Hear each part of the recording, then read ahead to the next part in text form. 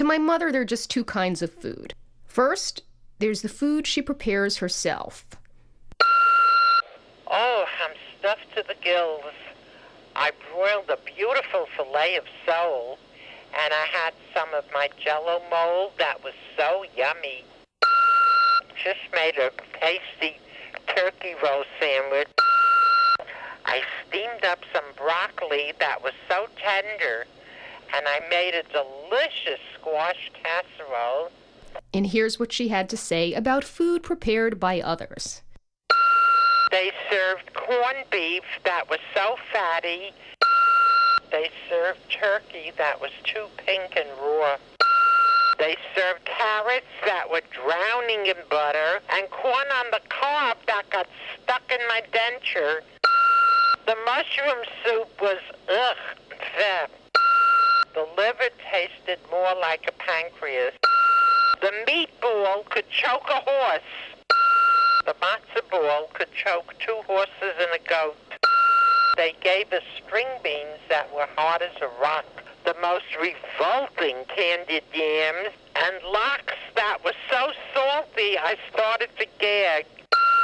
Ooh, the muffin made me nauseous. The chow mein made me nauseous.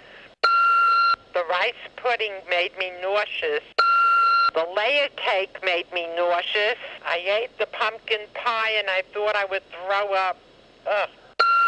And their broccoli was so gassy, I was all verstunken. Excuse me.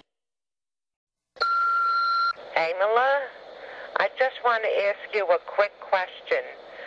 When you go out at night, do you wear any particular kind of brassiere?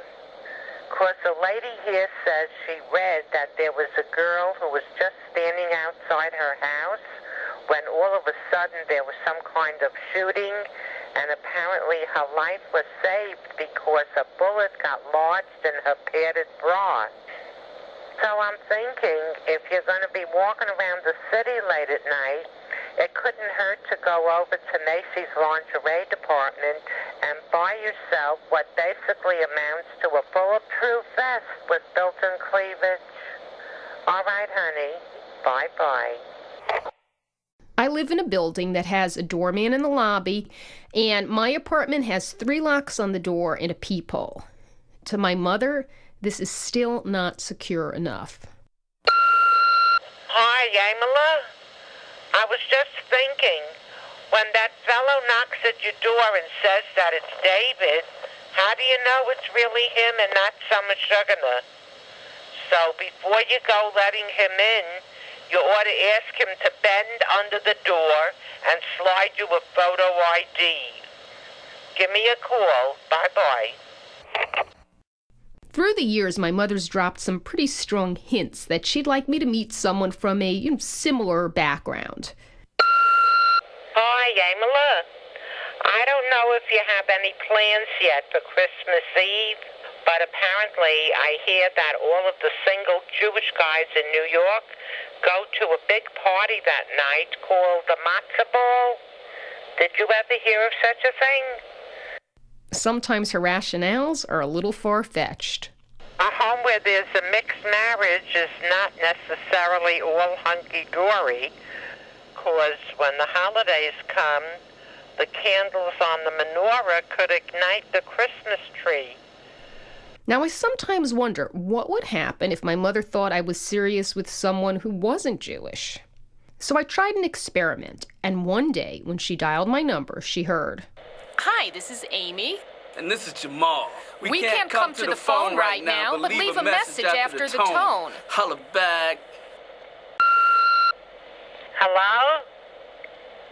Hello? Amy, are you there? Hello? Amy? I think you have a crosswire because your message is playing over the outgoing message from some other line.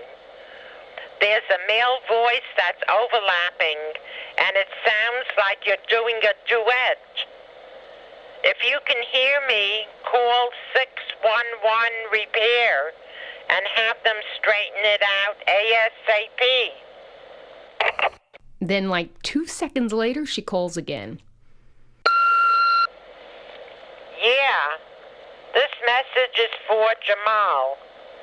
If you can hear this, please call your repair service ASAP because your outgoing message is coming over my daughter's machine. So anyone calling you will also hear the message from someone named Amy. Thank you. Hi, Amela. I hope you made it to the airport with everything intact. You know I'm not thrilled with you carrying your keys and wallets and your plane ticket behind you in a backpack where anyone can reach in and take it.